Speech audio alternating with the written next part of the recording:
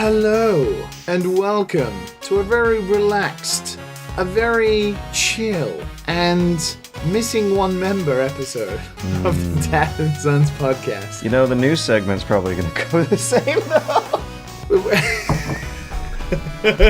though. Matt's probably like, I dodged the bullet this week, considering how many news stories you've lined up. But yes, I'm your host for this week's episode, Liam Edwards, and joining me is my usual uncle, father, daughter, sister, mother, and son, George Wiedman. Hello. This isn't the Uncles and Cousins podcast. This ain't your second cousins once removed from your dad's divorce. This and is children. This is the Dad and Sons podcast. The Rad Bad Dad. This is the Dad and Sons podcast, but we are missing one of it's dad and son. Right. Who's the dad? Who is the singular son? We had a bit of a scheduling conflict this week. Totally my fuck up. For a good reason. Networking. Yeah, I got. How can we beat around the bush? I had to go out for a dinner with some people. They really do make you stay for drinks after work in Japan. Yeah, you work and then you socialize with the people you work with. It's the unwritten rule of doing business in Japan. And there are some guests in town here in Kyoto. You can imagine some of the video game company people who come through every now and again here, and sometimes we have to accommodate them, let's say. So totally my fuck up, which means that Matt is not here right now. He's probably asleep, which is something he would enjoy wholesomely more than this. That's flattering. So, before we accidentally tell embarrassing stories about people who might not want us to tell them, let's talk about a video game that you and I have been playing for once. Straight into the video game. Yeah. So yeah, we've actually been playing. Well, it's a game I was getting super hyped up about that you didn't even know what it was. And it looked like it was up my alley, and then a friend gave me a session, and I picked it up. Well, weeks went by, so we kind of like, I kind of got hyped up about it, and then it came out, and my thoughts about it were interesting. So then it kind of, because you hadn't played it, it kind of just passed us by, and we never mentioned it, and then all of a sudden you were like, oh my god, guys, we need to talk about this. I feel like the name for some reason kind of strikes me the wrong way and feels a little icky. I think it's a great name for a video game. It's a very video gamey title. That is true, but it implies that violence and conflict might be more fun and wholesome. Yeah. Well, the game's presentation is we shouldn't beat around the bush. It's Wargroove. We're talking about the game Wargroove. Groovy Wars, which, you know, a lot of people know. I talk about tactics-based games a lot on the show, and you obviously have been on your Fire Emblem kick. On my Fire Emblem kick, and this is it's itching to scratch.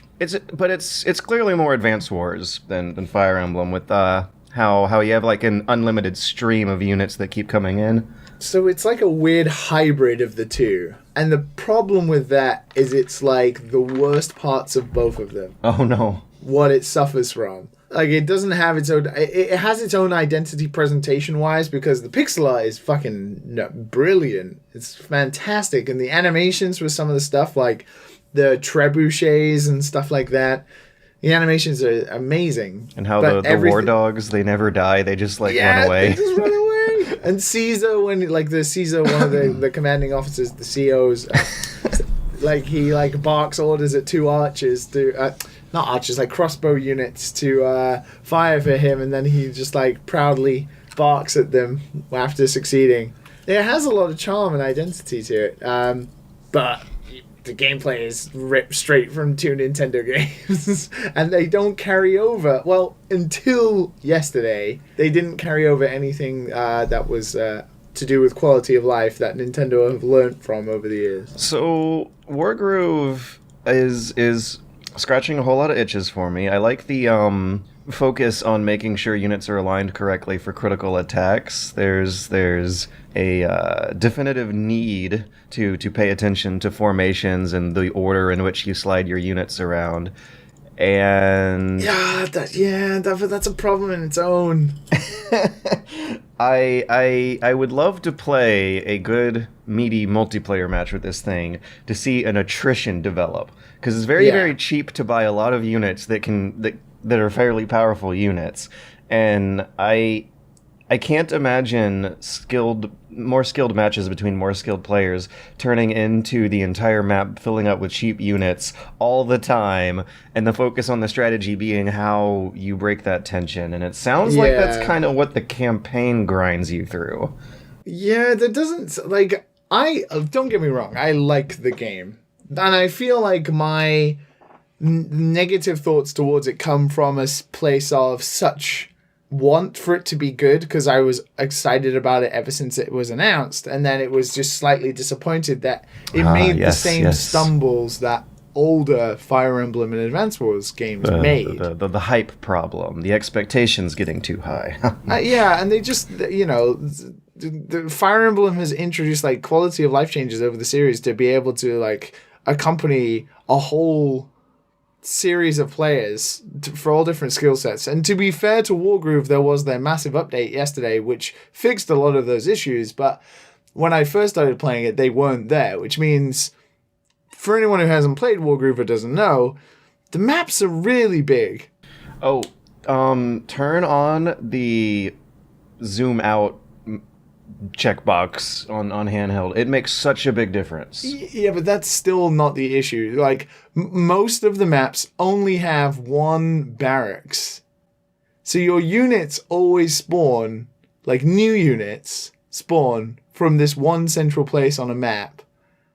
And you could be progressing through the map, and you have to drag units all the way from the starting point across these giant vast like the same happens in Advance Wars, but Advance Wars maps were a lot smaller, which meant like you could spawn units and then immediately within 2 turns get them into the battle. Whereas like unless you spawn knights in this game or things that can move faster like wagons moving your stuff, balloons, it could take fucking ages for you to get even like reinforcements or to position people. And these maps can go on for like an hour. So I have a bit of weirdness with how I've been playing this game, and that is that I think I've probably played about 4 to 5 hours in total, but half of that is the arcade mode. I played up to the campaign up until unlocking the arcade mode, and then I'm like, in terms of throwing yourself immediately into a sandbox where you have every kind of unit to experiment with, some easy AIs, no gameplay features that aren't locked away for tutorial purposes, I ended up having a lot more fun with the arcade mode than the actual campaign. Maybe that's a bit more accustomed to that kind of thing, because the campaign, I don't know where you got into the campaign. The campaign, I think I'm in like Act 3, I think. Yeah, I don't know if I'm in Act 3. I'm more in like Mission 6. Whenever they unlock the arcade mode, I think the previous tutorial was the one where they tell you about your Wargroove, and I picked it up with a friend. You're like nowhere in the campaign. Near. Yeah, I picked it up with a friend while we were waiting out a tornado in Macon, Georgia at McDonald's. What is it with us and the Switch and natural disasters? Jesus. We're using the game the way it was meant to be played. That console's fucking brilliant. After like 2 years, I think everyone's come to terms with that this thing's just full of good ideas. Anyways, we're at McDonald's in Macon, Georgia, waiting out a tornado, and we played a multiplayer match with each other that lasted about 45 minutes, in which I actually lured him into some clever traps of mine by pulling some archers out of the woods when his commander got too close. Were you playing local multiplayer? Yeah, it worked really well. That's pretty cool. I was super hyped that I won my first match in this game against a real human opponent who wasn't actually trying to let me win. So I was like, oh, cool, there's something really cool here. And I haven't gotten to these missions in the campaign yet that everyone it's not just you. A lot of people are saying that the campaign like grinds you to dust. So I've been a little leery to go down that road, and probably will spend more time with the arcade mode and the multiplayer than anything else. It is strange. It's a strange game because I was playing it like I would traditionally play like a Fire Emblem game. I'd go through the campaign, learn the characters and stuff like that. But I don't know whether it suits that. Because, like, when I first started playing it, and the reason I never talked about it on the show is because I really got upset at it. There was one of the acts, like the first act of when you enter the forest area, for anybody who knows that or playing it, I won't spoil too much, but this map, like, goes on for, like, an hour. Like, it goes on for a long time.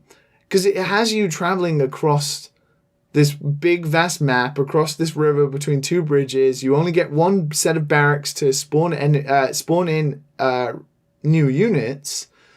And then you can get sort of funneled by the enemy AI. And then they have a commander that can move very quickly across the map. And it can be quite dangerous. And this game is tough. Like, if you've read any reviews or anything, you will know that one of the biggest standout points is that this game is tough. It's way tougher than Fire Emblem or Advance Wars. It is, like, it's not your baby's first tactics game like those can be. So it can be pretty tough, but at the same time, it's not forgiving in the way that, it was at the time not forgiving like it should be for quality of life. It's a video game and they, checkpoints and something like a power, like in Fire Emblem, like in Shadows of Valentia, like Fire Emblem Echoes, they had like the turn wheel that you could turn back. Yeah, and I loved that feature. So if you made one small, because the thing is, once you like press the thing or you accidentally press the thing in Wargroove, they will do it. If you double tap A, it will make your unit just sit around and wait for the whole turn. And I wish they had thrown in wait at like the bottom of the list instead of the top. And sometimes they'll forget to have like sometimes you'll forget to like spawn a unit out of the barracks because you're moving like 20 units around. Mm-hmm. And which is why I recommend zooming out. It's easy to lose track of everything going on in this game, and tapping the shoulder buttons to cycle through everything eventually has you cycling through buildings, and that's how you know your turn's really over rather than a more clearer way of telling you everyone's done moving. They don't have anything that they don't have like a lore plot or anything that will allow you, the player, a little bit of flexibility with that kind of thing. And when your maps are huge and when your missions go on for 45 minutes to an hour, if a player fails at that point for like a silly mistake or it's quite difficult or something like that, and to have to replay it to just try and experiment at that point, it's not good. It's just not good. It's really funny how much that undo button adds to the experience. Because when you were talking about this, I was like, oh, I loved the hour-long matches in Fire Emblem Echoes. And it was... But how did you get through them? Exactly. You could... Over the course of an hour, a lot of mistakes can be made, but by that point in the story in Fire Emblem Echoes, you will have upgraded your turn wheel to where you get 10 uses of an undo button. And so at this point in the game, I'm still freaking picking up and playing Fire Emblem Echoes for the in-game content. I'm basically reverting back to the very, very, very beginning of these hour-long battles if something goes wrong in the end, and absolutely positively making the most of it. And it's so fun seeing how many different strategies you can play around with and how different the battles go. And in Wargroove, you don't get that luxury up until the first patch drops, in which they're going to be adding a single checkpoint that you can plop into the middle of a battle. Yes, so I played some of it today after I downloaded the update. So yeah, like, I hear, like, the 1,000 screams of people being like, get good, scrub, get good, kid. Like, no, it's not. Like, you have to, when you design a game, you have to accommodate for people who want to play your game or try and, like, learn this, Tactics is not the most opening of video game genres. Fire Emblem and Advance Wars help people ease into that because they had these systems a lot. You have to have some sense of customization, especially when you want players to be, like, in a mission for an hour.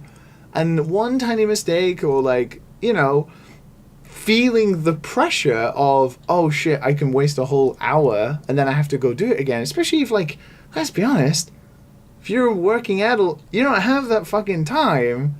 Then the game goes in your back catalog, and you don't pick it up again because you're like, well, fuck this. I'm just gonna move on.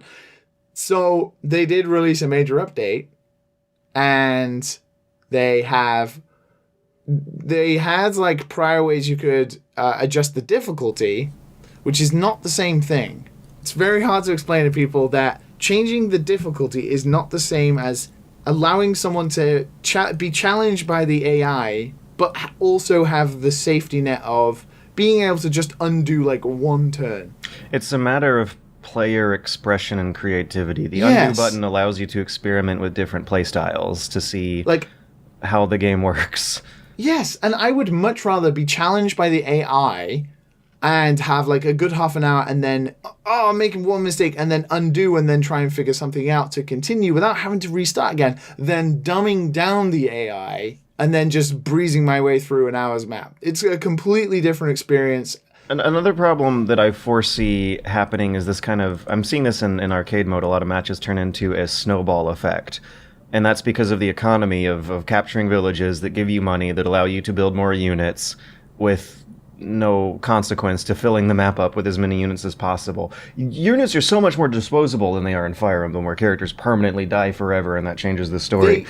They are, but because of how big the maps are and can be, like, sometimes it's just like, I don't want to lose this unit because then I have to wait 4 turns for a new unit to actually just make it here. If things don't go in your favor, you have to sit and watch them not go in your favor for turn after turn after turn until finally the match ends with you losing. I never spawn like swordsman or pikeman because they just move like 3 spaces and it just takes like 5 turns for them to get into the battle. I'm just like, why even bother? It has a dimension of economic management to it that Fire Emblem does not, because your army is not pre-made. It's not purely tactics. There's a budget to balance as you go through with it, and so then it becomes a contest of which player has a race to see who can have more than half the villages on the map.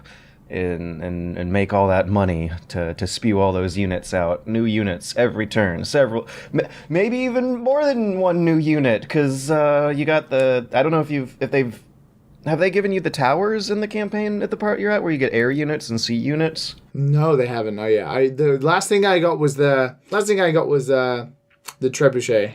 If you wanna play a more complete and balanced game than what the campaign's giving you, I would recommend popping in arcade mode and experimenting with your full arsenal of units, because it gets complicated, but it still falls victim to that snowball effect. Like, once the enemy economy gets going, that doesn't feel like there's a lot you can do to stop it. Like, this game has a lot of options and a lot of cool things. Like, they have like a whole campaign builder. You can build your own campaign. Like, that is amazing. You can build your own tactics campaign, or you can build a campaign and share it with your friends. Like, that is amazing. Not only can you plot out like where they belong on the map, but then you can customize every individual mission. It's really cool. Like, there's a lot going on in that game that is good. Yes. Music's good too. Music is a catchy, poppy, infectious little earworm that'll get stuck in your head, and you won't mind, because it's good.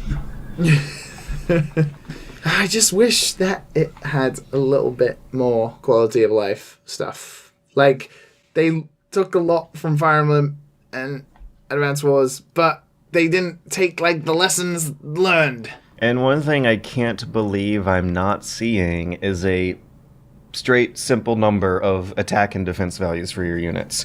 You can open up a attack matrix that gives you the predicted HP of how they'll chip away at every other unit in the game in a table that's a different screen. And it's extremely tough to do the math to predict how the next turn's going to go without numbers on the screen easier to look at. Yeah, and it's like everything's really weirdly set up, because it will be like, you'll do 34% damage to this unit. But then that equates to them losing 4 units out of 10. They don't have HP, they have percentages. But they don't even have that, because then the tiny boxed number that appears is like out of 10. So It if rounds you do to the nearest. 34% damage, it'll round up, which is really strange. So, yeah, it's scratching the itch. I just don't know how... I feel bad that people might not really remember this game after a year or so. And it's clear they put enough effort into it for it to get... They are selling well. Really? They were the second highest selling game of last month on the Nintendo eShop. Oh, that's great. It received great reviews, just it had this difficulty problem that stood out across all of the reviews. I really, really hope they make a Switch version of Fire Emblem Echoes, because another thing I've noticed since playing that game is that it kind of flew under the radar. It came out a couple months after the Switch launch.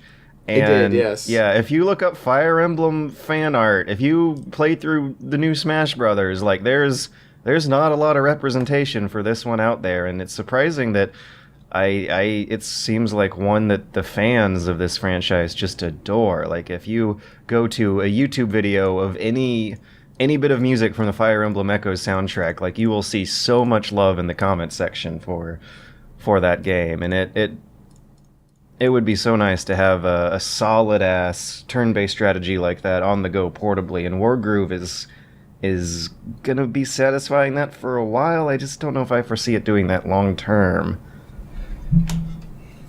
Well, I hope they stick with that series because they've kind of started like what is it? Shadows of Valentia is like a remake of Fire Emblem Gaiden. Gaiden, yeah. So I hope they stick with like this Fire Emblem Echoes series and they just like do remakes of the old ones and just build up and like we get new ones on the Switch. That would be cool. One thing that is apparent is that turn-based strategy is so good in a portable format. Like when I'm rendering and writing scripts, I can just kind of plop a line down. Whoa, that came out weird. Pull out my portable. Play and input a turn, Tetris. Put it down, do another line, pick up my portable again, see what the enemy does, and then input my next turn. Rinse, cycle, and repeat, and before you know it, the whole day is gone, and I could have been more productive, but at least I had fun playing video games I can talk about on the podcast, right? See, that's it. Yeah, and it's the thing is, I've been playing it on my lunch times, and just like one mission will take up my entire lunchtime. So I feel like I'm not really making any progress, but it's still fun. So what's our verdict so far on Wargroove?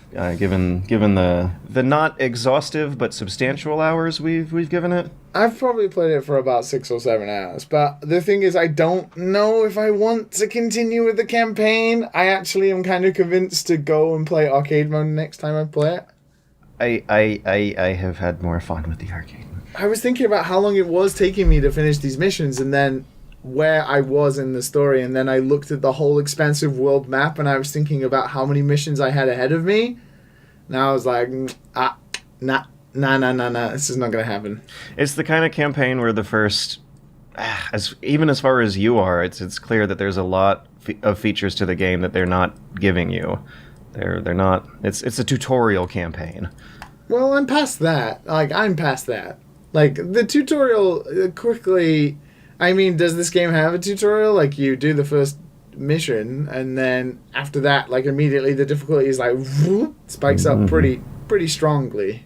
If they haven't given you air units yet, then I feel like that's a oversight, because they really do change a lot. You can use air balloons that go over mountains and rivers that really speed up the amount of time it takes to deploy a unit. And it sounds like that's something that's been frustrating you, so I feel like that might be a mistake on their part for not getting you those air units earlier in the campaign.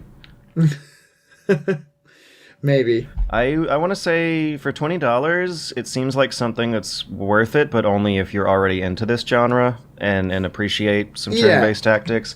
This doesn't seem like a game for normal people. Yeah, you're going to struggle. It's not as accommodating as Fire Emblem can be. Don't buy it for grandma. Yeah. If you want like a pretty tough strategy game that now has a little more safety nets employed in it, like it should have in the first place.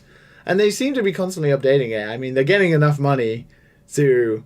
It could get there. Keep going with it. It could get there. Get there. And like, if you own a Switch, this is a game you should have if you want more games for your Switch. Yeah, no, this reminds me that another strategy game came out on Steam that I was super interested in called Dawn of Man, where you play as Neolithic cave people who struggle to survive the Ice Age and invent agriculture. And it sounds like a concept that's just so far up my alley. Like, I'm going through this Werner Herzog Cave of Forgotten Dreams phase where I'm just like fascinated by early spirituality and early human communities, but the reviews are turning me off of this thing. But one common thread they have is that modders and patches could turn it into something great. And I guess strategy games, wait and see if they become great later. What else do we have to talk about this week? Because I got a few, but in fact I got more that happened this week than I think we can talk about this week. But well, indulge me, sir, because mostly I've been playing Wargroove and getting ready for Devill May Cry. Yeah, I'm going to be picking up DMC 4 maybe today if I can finally finish this editing, and then I'll be hitting 5 as soon as I finish that one. I went to an art museum and saw a piece of art behind glass that had a little plaque next to it explaining the art and how artsy it was and why it's art. And the game was Katamari Damacy. And the art museum was the Jepson Center at SCAD, the Savannah College of Art and Design. And it was adorable as hell. SCAD. What a name. Yeah, I know, SCAD. It sounds like something that could either be like an annoying injury you grind into your elbow if you fall on pavement, or... Sounds like the kind of poo particles you'd get on your Switch. Oh, I got a little bit of SCAD. No, Liam. I got a little bit of SCAD on my Switch. Liam, there's people who have like dedicated their lives to this educational institution. I know. I feel bad for them because if I was like hiring them for a job, I'd be like, "Oh, you went to SCAD. Oh my God. Oh." Well, so far as I know, it's actually one of the more prestigious and respectable art schools in the States. Just don't get it on your Switch. Oh my God. They had an exhibit up showcasing the works of Kita Takahashi, who is the crazy man behind Katamari Damacy, where they were exhibiting some of his other games that aren't as easy to cram into one's household. One of which is Alphabet, where you have a 27-button controller. One button for every single letter of the alphabet, and you are playing a side-scroller in which the letters of the alphabet have to boop their way through a level, and so you and some friends like plop down at certain quadrants of this giant table of buttons and try to coordinate your arm movements across each other and play like Twister but with arms as a video game. Another one was World, which is an augmented reality game for Google smartphones that they have tethered on the wall because no one has Google. Anyways, it was really interesting to see how far along the technology was for the inclusion of this game and how well it works in an art museum. Having a cell phone camera track the 3D boundaries of a clean white room with nicely shaded creases actually makes augmented reality cell phone features work super well. And so you plop down little Kita Takahashi style characters that'll just be like a white blob with a smiley face on it who will boop around this room with cube feet. It's adorable. The whole exhibit is probably some of the more adorable stuff that's ever been in that museum. And the kids, it also surprised me that it did seem like they had marketed this thing for kids, which should have been obvious as hell on the way there. Because the guy's art motif is like fun, happy, candy people, and it seemed like the kids were loving it, and the parents were having a blast, and there were some really interesting comic panel type designs that he had given to the museum that have him making like parody RPG comic where the main character, who's just named Boy, finds like a rare pillow of +7 comfort and has to climb a tower where cannibal rabbits give him delicious soup. and it was comfy, it was cute, and it was also really uplifting and inspiring to yet again see video games in an art museum. He's very much like the Rare of Japan. Like, instead of putting googly eyes on things, he just gets like a black marker and draws like black eyes on them. Yeah, yeah. And he's also... And then they become beautiful, lively, inanimate objects. He's also apparently been trying to break into a playground design career. I follow him on Twitter, and sometimes he posts stuff like that. He's into playgrounds. He really wants to design playgrounds. Yeah, he definitely doesn't even though he's making a game right now called Wattam. He definitely doesn't seem to care too much about games. The common motifs you see are like punchline reactions when you play this guy's games. Like, you press a button on the controller and some sort of physical comedy happens as a result of the button press. Which is very Japanese. Yeah, it's a sense of humor that was shared throughout all the various exhibits that he had there, and that's very how pure of a sense of play is that? Imagine if this guy made a playground where kids like slap a box and some weird accordion-esque adorable creature pops out and slinks around the playground and has like mechanisms built into it for humor. There were some original concept art, actually. This was really cool for me to see. Some original concept art sketches hanging right there on the wall with the original pencil scribbles still available to see. Sorry, Katamari is just like one of my faves. And in the original design for Katamari Damacy, you actually would plop the prince on top of some like bored-looking Japanese man's head. The prince would jam a steering wheel into this guy's skull, who would then all of a sudden wake up and start like piloting themselves around the room, collecting junk somehow through a different mechanic and system than what ultimately became the game. But even in the concept art, he drew it as a 2-panel comic, where the punchline for what this button press would represent in the game was being represented by speed lines and facial expressions in the concept art. The guy knows he knows comedy. He knows play-based comedy. He is a pretty funny dude.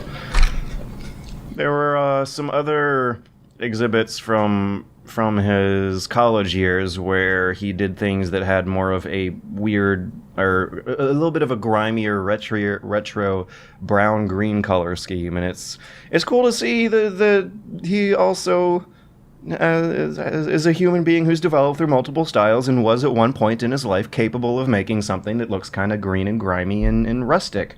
There was a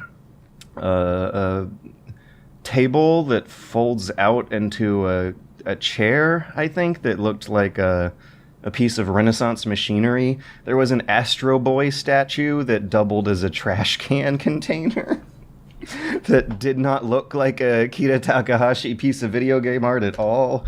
It was just a good, interesting, fun, wholesome time, and on the way back there was a tornado. What is it? Yeah, what is it with us and natural disasters? I guess we need to move. Well, I did move. Matt did move, but we're still in the paths. Maybe we need to make sacrifices to some god out there. I mean, we need to kill a farm animal in the name of the the Big Daddy. Nintendo should use that for their marketing. We tested these internally in natural disasters. I never thought that the value of cutting out the fear and the boredom and the anxiety of wading through a natural disaster would be a real selling point. There's value to be had there. You get it now. When you were giving me hassle about when you were giving me hassle about playing the Switch during the flood, you get it. It's just like there's nothing you can do. There's literally nothing you can do. You just have to wait. And the Switch can just... Video games can be immersive, and the Switch can be very helpful because in a situation where you need to move pretty quickly, it's a portable machine.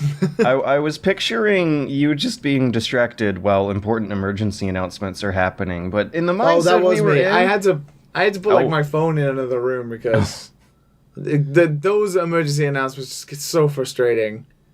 Maybe the turn-based nature of turn-based strategy games helps wading through natural disasters as well, because you can check your cell phone for weather alerts in between your turns. But what happens if you're about to like finish a mission and you die and then the water rises enough to kill me? Wait, are you talking about dying in the game or dying in real life? Because then you...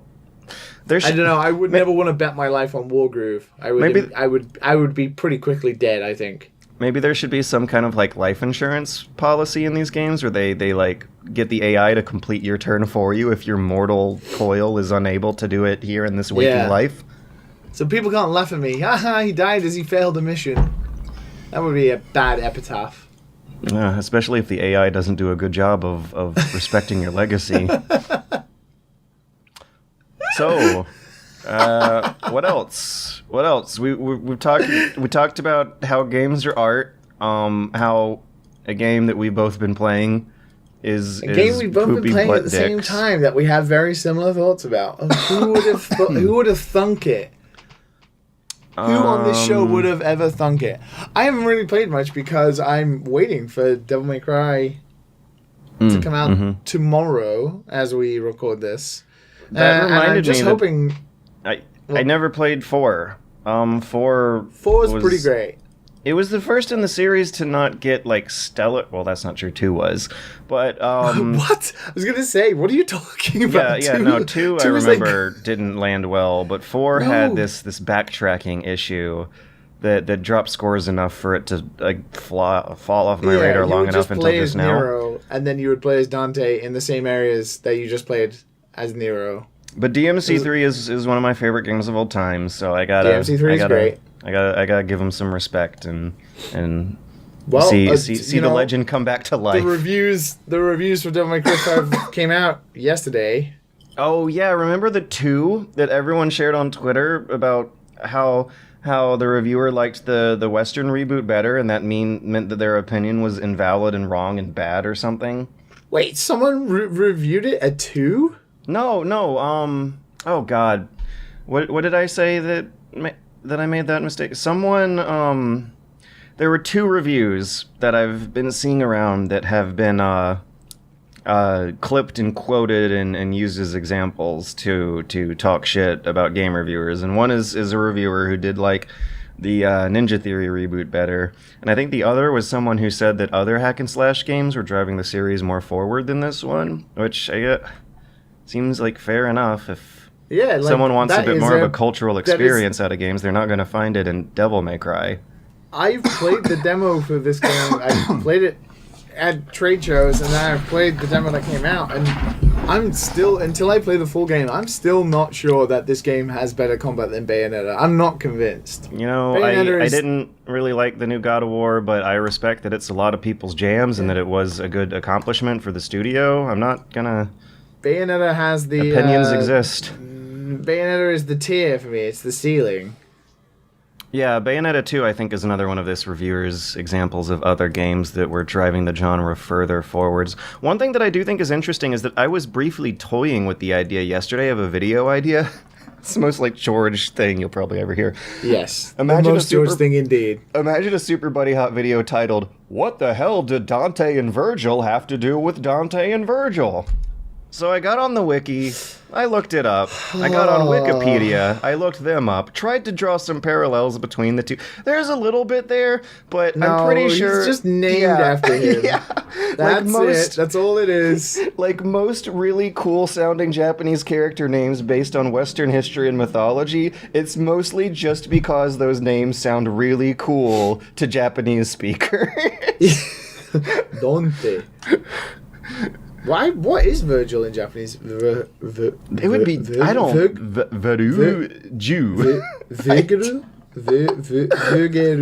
Everyone's gonna think we're super racist, but this is actually how you were supposed to translate Japanese. Yeah, I actually don't know. Vegeru, I think. The V is weird. Because there is no V in Japanese. Vuguru. What? Anyway. Woo. Let's It is. It's Vuergiru. Vuergiru. Wait, hang on. Let me do a map. Oh my god. Verugiru. Verugiru. Verugiru. Verugiru. Verugiru. Verugiru. Verugiru. Thank you. Thank you, Mrs. Google. Thank you, Google-chan. No, Google Sensei. But the voice that they use for Google Translate's Japanese mode is like an adorable little girl. Okay, so they don't say it like that. They in Devil May Cry they call him Bajiru. That's weird. What's Bajiru? That's nowhere near close. What? Here it is. It's kind of close. Bajiru. Oh yeah. That. Sorry. The thing is, I was mishearing you. I thought you were saying ba with a B. Well, it is. Bajiru. It is ba. It is Wait, ba. really? But in Japanese, it will sound like bajiru because you elongate the vowel for ba, so it's bajiru. Oh my gosh! So I would be lost if I wanted to order a VW Bug in Japan. A BW Vug? What? It's the way like obviously they've when they thought of the name they were like, well, this kind of sounds like this, and everyone's like looking around like, not really, but we'll go with it. Bajiru. You can just imagine Hideki Kamiya just being like, Dante, and everyone's like, cool, and he's like, Bajiru. You're like, okay, well, he is the director, just let him do what he wants. I guess they wouldn't have to do anything to change Nero's name. Nero. You wouldn't. Yeah, those are in the Japanese alphabet. Yeah.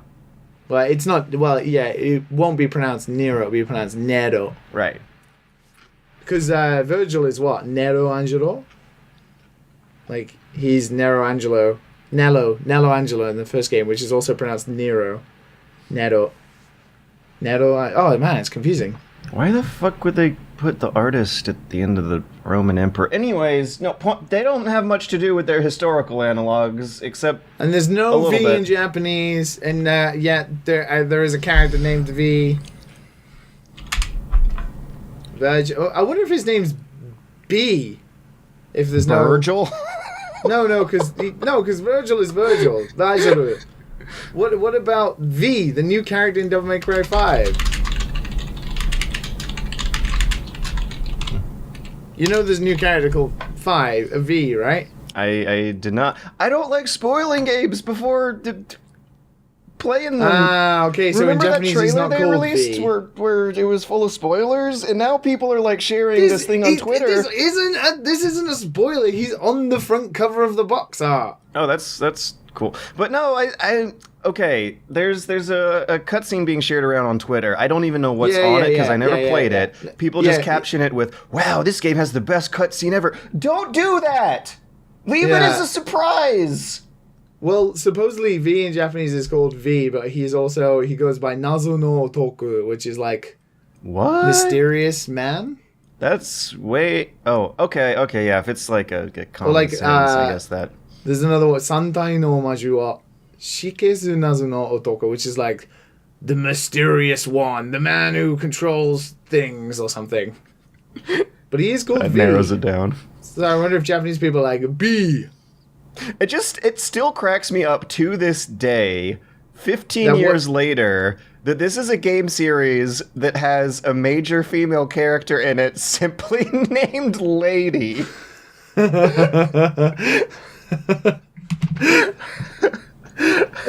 gotta respect the hustle, man. You gotta... Wait, what was Lady's dad called again? Oh, God. Mungus? Sparta? Was that him?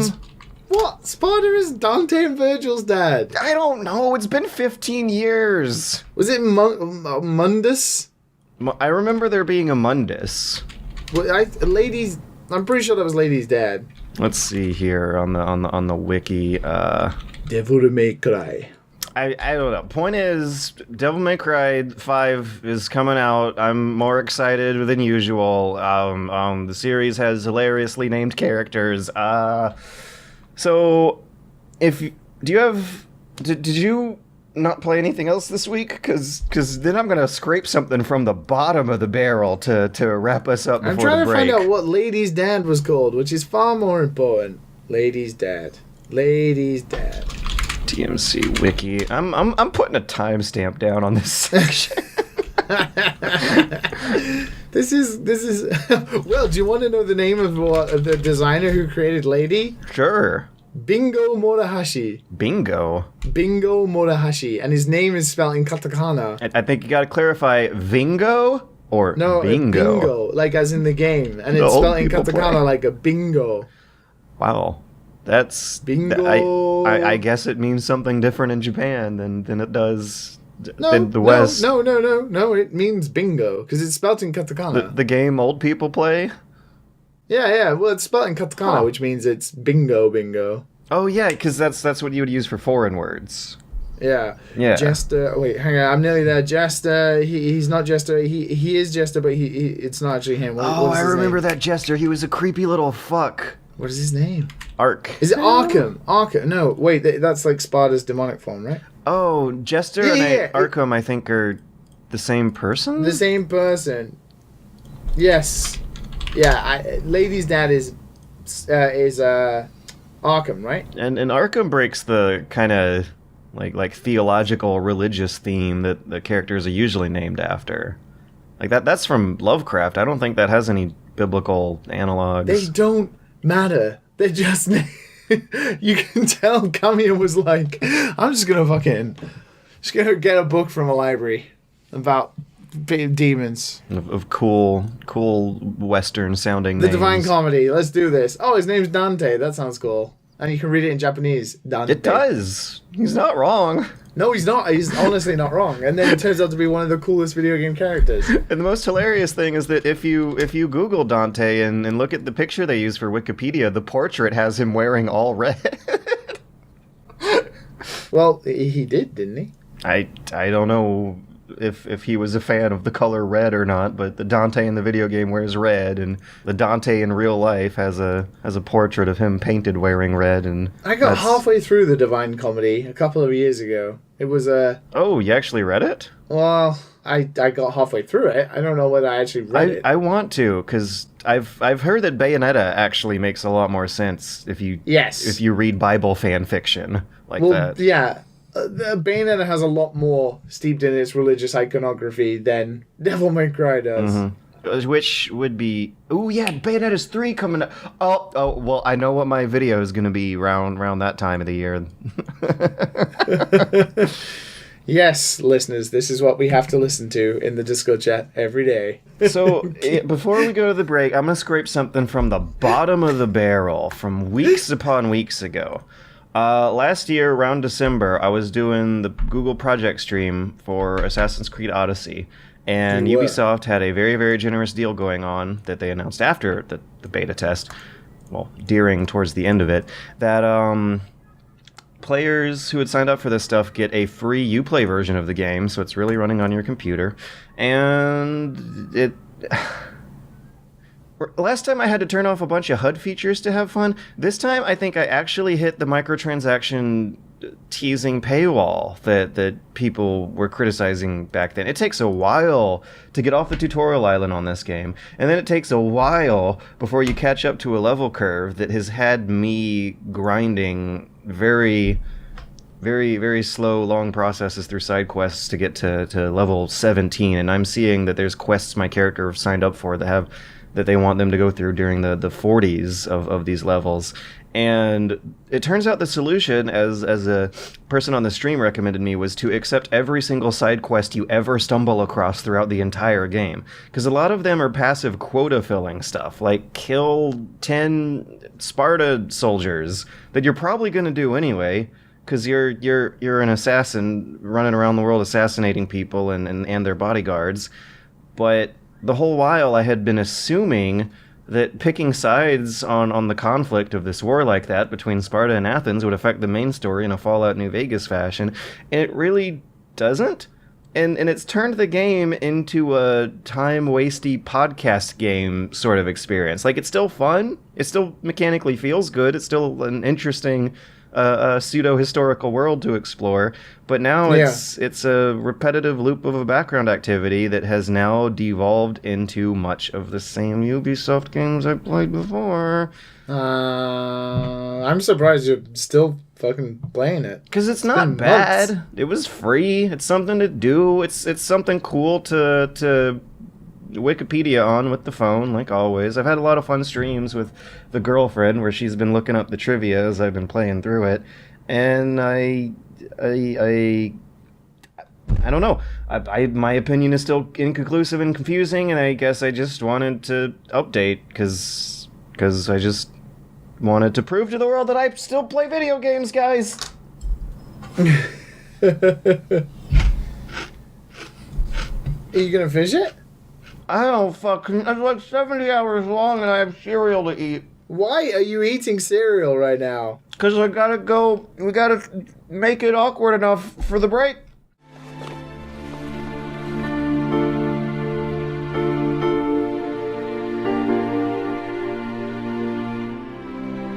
My mother risked her life for me. And now you, too.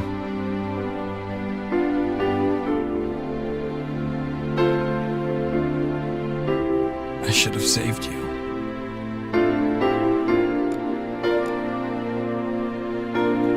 I should have been the one to fill your dark soul with light!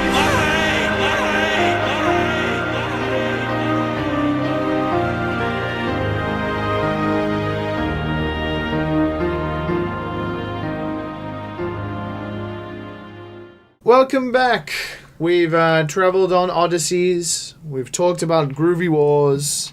We even dipped into the theological and religious iconography of both Devill May Cry and the pronunciation of Virgil.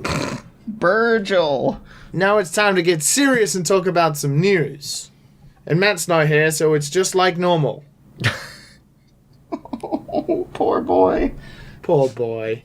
George, we got cooking in your oven of news this week. Well, first I want to preface this by saying that while I was in Savannah, I got one of the more characteristic friends of mine to give me an astrological reading in front of some Baptist church that looked like an ancient Roman temple. And were you really that scared of the tornado? I don't know. Maybe the tornado was actually a manifestation of me regarding the astrological reading with skepticism and analysis. But the tornado came. According to my astrological reading, I am a Virgo-leaning Leo. I'm born leaning under the house of Aquarius or something, and that means that I'm analytical and skeptical. Wow! And I am skeptical of this first news story. How could anybody say that astrology is bullshit after that? I know, right? They saw right through me. The nail got hit on the head. I mean, the person who told you probably just watched your YouTube channel. And also been a good friend of mine for many years. But no, I'm sure it was the stars. Nintendo has released a port. What? Nintendo released a report. Not a regular port. Nintendo has released a report publicly on the internet on the Nintendo of Japan recruitment page, claiming that their average salary is $80,000 a year USD, and that their average working hours per day is 7 hours 45 minutes, and that their average full-time salarymen are on the company for 13.5 years with an average age of 38.6. And Liam, you are a lot closer to this world than the rest of us, and might be able to, well, see, I regard it with skepticism initially after reports from the hashtag Fuck Konami era, where it was revealed that it was common practice for Japanese people to stay at work all throughout crunch time and have bosses annoy them into quitting rather than just straight up firing them with a severance. It's very different, isn't it? Like, everybody, especially people who listen to this show, understand that Japanese work culture is essentially crunch anyway. Like, it is two different worlds. When you talk about crunch in the West, you're pretty much just referring to what Japanese normal life is for most salarymen in this country. But according to the Nintendo of Japan recruitment page, their average working day is 7 hours 45 minutes. That doesn't sound crunchy to me. No, well, first off, this is on the recruitment page, so of course they're gonna twist this as much as they can to entice people to employ. And it's that time of the year. Every year, I don't know why this happens every fucking year. This happens every year. Nintendo posts job applications before April every year, and then there's always somebody on the internet that's like, oh my god, Nintendo are hiring for the next big Mario project, or Nintendo are hiring because the next Zelda is in production. In Japan, every year companies employ university students in April when they finish. Usually in Japan you can't get a job between April and September, and then September to April, because that's the way the year splits. So this happens every time, and of course, so that's the tax seasons, like the fiscal year. And it also ties into school finishing. So university finishing. That would make sense. They just hire all the university students. But as far as from what I've heard from people, and this, I don't know if this is entirely true, but Nintendo treat people very well. There is a reason that I have heard that much.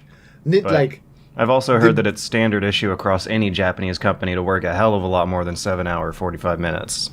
Yeah, and usually you have to do 8 minimum. Right. So 7:45 that's normal working day.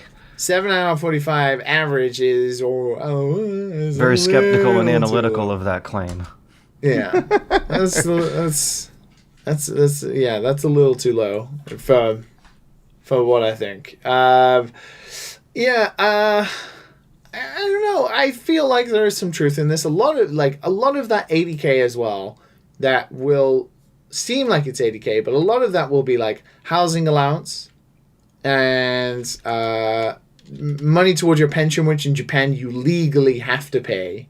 Oh, nice.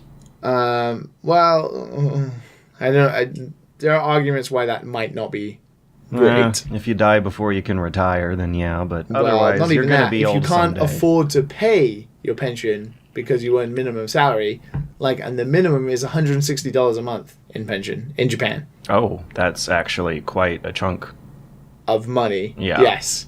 And also, if you're a foreigner, you still have to pay it, and also you only get 80% back if you transfer it to your home country pension or whatever.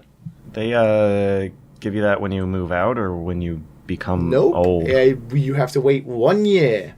And you can get it paid out in a lump sum, or you can get it paid straight into your pension plan.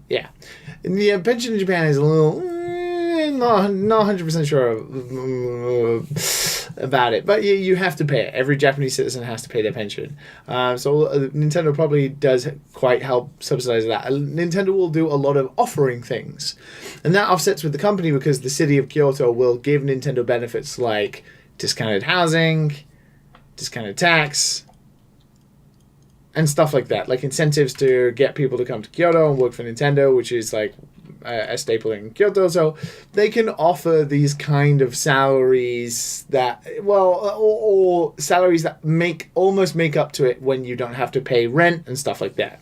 So I when feel they say, like there is some truth. 80K, you think that's not the lump sum the employees are getting. That's No. Including the housing and the pension. That's like what you could potentially get with like your housing being paid for you and you earning like... I see. Very skeptical, very analytical of you. But Nintendo don't pay cheap. Nintendo will pay for you to have like a $1,500 apartment a month in Kyoto, which can be super expensive. They will pay pretty, like, I know that they do pretty well when it comes to finding people apartments and stuff like that. So I don't know. The average working day thing, I think, is the one that stands out to me as the most. Mm-hmm. Like somewhere in that, like the old guys go home or sleep during the afternoon. Or that's when it's officially recorded on the clock versus when Yeah, people actually really walk out of the building like Japan hours has what's later. Japan has what's called core hours. And your core hours are officially what's on your contract. But then all the other hours that appear out of like the ether that you work or you are socially guided to have to work, that doesn't get counted. So I imagine this average just goes over the core hours at Nintendo, whatever time you have to be there. But Nintendo, as far as I know, as far as people I know who work at Nintendo who talk about this thing, not that they do very much, Nintendo treat people very well. So we got a lot of Nintendo news this week. Wow. Yeah. How funny. When there's a Nintendo Direct, you're like, wow, a Nintendo Direct happened, but Nintendo reveals VR, and you're like, woo! Mm-hmm. Oh, shit. Well, more than that, there's other here. I don't know, Pokemon's not been much of a thing in my life for like a few years. VR, on the other hand, we all know sure as hell has. Yeah, but they announced more than you know what? Shut up. Shut up. Shut up. What's the next story? Nintendo reveals a Labo VR kit. Labo. How many times do we have to dance this dance, George? Whatever. Point is, they're doing it. The Madmen. They actually went through with it. And it's the cheapest VR you can buy. $40 for just the goggles and a little cardboard blaster. $79.99 if you have one of the fancier main VR kits that includes a blaster, a camera, and the elephant trunk that you like wave around in front of your face. Whoa! Don't forget the duck's asshole. Oh yeah, there's also the duck butthole kit if you want to teach your kids about duck buttholes, or as I like to call them, dutholes. You were excited about the camera, or the camera's potential. I was dismissed to understand why, if you're gonna make this, that Nintendo just leave free money on the table. Like, how do you not make a VR Pokemon Snap? Like, how? How do you not do that? I just don't think you don't. Yes, exactly. Like people cry all the time about like, oh, why don't you just do this and this? And like, of course, it's a lot more difficult than it actually is in reality. But with this kind of thing, if you're going to invest like new technology for Nintendo, like it's entirely brand new technology that's probably been in development for a good 3 years or so, because they've had to make VR work for the Switch, but then they've had to bring the cost down and tie it into Labo. They've had to tie it into that, so there's been a lot of R&D on this. How during that time, especially with Pokemon Go kicking off and sweeping children's brains for the past 2 years, how you don't just make some very even a HD remaster of Pokemon Snap that is tied into this in some way is beyond me. If you're going to make a camera that takes pictures of animals anyway, how do you miss this opportunity? I don't think they will. I mean, okay, the thing is, this is definitely going to be Nintendo Labo funsies at first. They're marketing this as a first-time VR kit for kids and new players. But what the real story here is the potential that this opens up in the future. 18 months afterwards, we'll see if they're really going to support this thing, or follow it up with a new VR thing, or release more VR games for this thing. And that's when you're going to see your Pokemon Snap VR probably sort of exist in some form at some point in the future of humanity. It seems like a no-brainer almost. Yeah, from what I've seen, from what we've seen out of Labo and the games that came with the stuff, they are pretty much glorified minigames, and I am worried that this is just 6 glorified minigames that doesn't truly explore. The camera one seems like it could be really cool. Yeah, but I'm just hoping that the technology of the VR goggles, I don't think Nintendo will fuck it up. But I think they could. I feel like it's teasing what they could potentially do. Yeah, they could ignore a great idea, which they've done before. But it just seems there's so many good ideas. It's a very Nintendo way of approaching something. Of testing the market with something easy and made for kids like Pokemon Let's Go Pikachu before following up with the real deal. I feel like it's likely. Rookie boys. I'm not that scared. No, I think it'll be great because how could you go wrong? You just spend $40, which is cheaper than a normal game. And surely even the Labo games are gonna be fun. For like how can you go right? It's not $400. It's not an investment like the PlayStation VR is. It's not an investment that you have to truly think about. This is like, oh yeah, this is out today. I'm just gonna swing by and pick one up after work. Let's see how Nintendo did with VR. And I bet this is actually going to sell a lot more than the other Labo kits as well. Like, VR has a kind of mainstream mystique to it. Yeah, because people like you and me are going to buy it. And kids are going to beg their parents for the cheapest VR headset on the market so they can be part of a perceived luxury market. Yeah. I think a lot of people would put off Labo initially because of the emphasis on the cardboard. But now, although there is a lot of cardboard that goes with this, it's VR. It is VR, and that's going to bring in a lot of people. I'm not 100% sure how I feel about having a cardboard stand on my face that holds my beloved Switch. Google Card... Oh, yeah, you gotta point. You gotta put your Switch in it. Like, you gotta put your Switch in there. The thing that I think puts my mind a little bit at ease with that is that, having worked with the previous Labo kits, they're very solidly constructed. It's super sturdy cardboard with design principles put in mind that make sure not much weight is stressing any one particular joint. I'm still putting my $300 Switch on a piece of cardboard on my face while I am blind. I think the first few hours I will definitely sit on my big puffy couch. So if it falls, it'll land on something soft, warm, inviting, and like a bosom. Oh. Ooh. Oh, okay. One idea I'd like to see them follow up on is selling some not backwards compatible, but doing the Nintendo thing, resell some old games with some gimmicks. When I was going through the Dolphin VR phase, playing old Nintendo games, they worked compatibly with VR and in a way that was so surprising. Games like F-Zero GX, if you press the camera button a couple times, swoop it into your cockpit, oh man, and look around, it works. You can like peek your head into the curves of a track to see obstacles coming before and get an advantage that you did not have in the original game.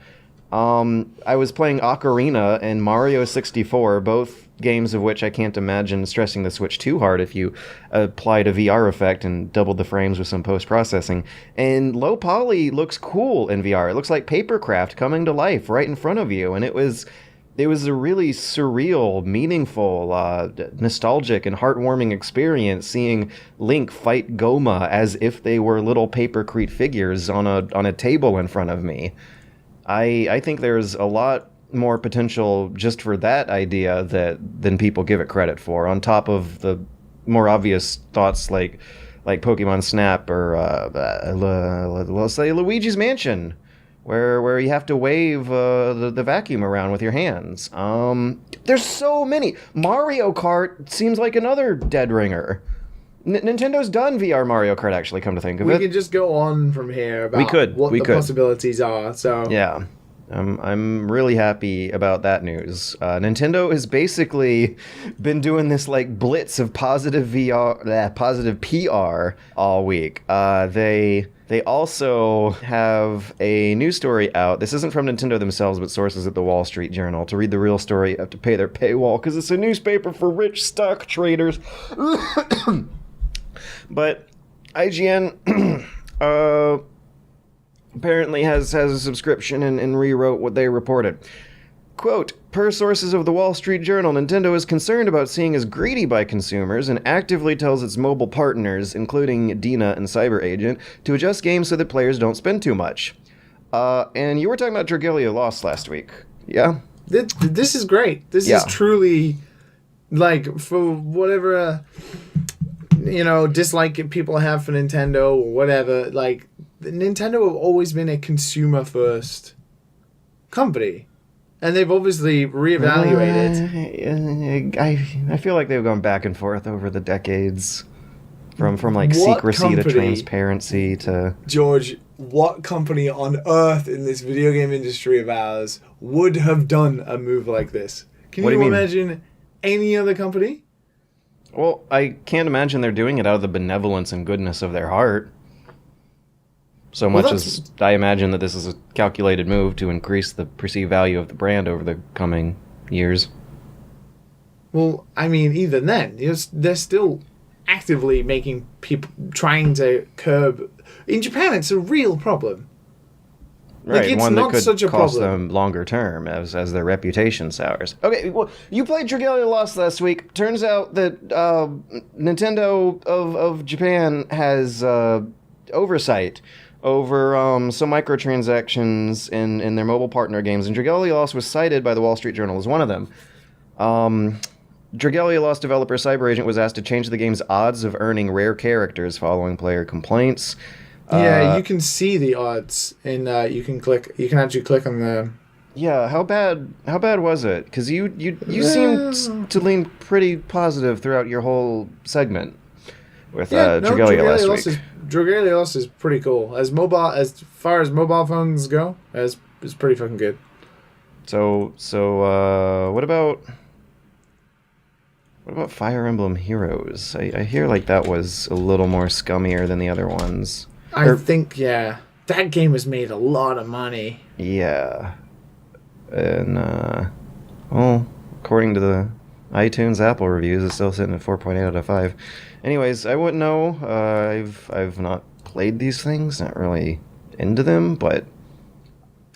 Yeah, Fire Emblem's one of my favorite series. Yeah, I played that game for like a month and then just dropped it like a stone. Was it greedy with the microtransactions? No, it's... Oh, okay. I don't think any Nintendo game has been, really. Like, it's not as... It's not as in your face. I gave Animal Crossing the twirl. You haven't played other mobile games, though. You're only comparing it to normal video games. And even from that standpoint, it definitely strikes me as a completely different sort of economy and it's a completely gameplay different pacing. World. Yeah, I did not like the Animal Crossing campy themed mobile one that was a microtransaction shop for furniture.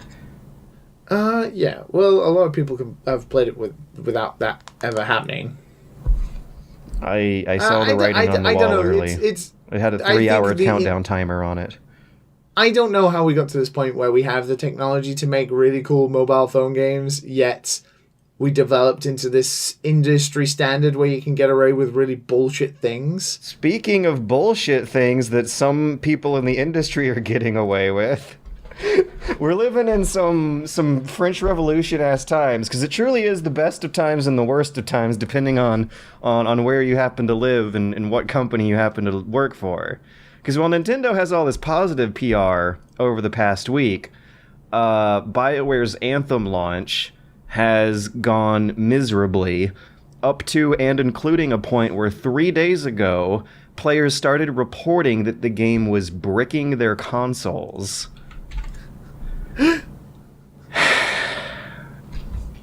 So yeah, as per the Games Radar report on the story, BioWare's Anthem has had a really rough launch. On Reddit, people have been reporting its tendency to shut down consoles completely, as if someone pulled the plug rather than crashing to the main menu, making it sound scared that it could brick their console.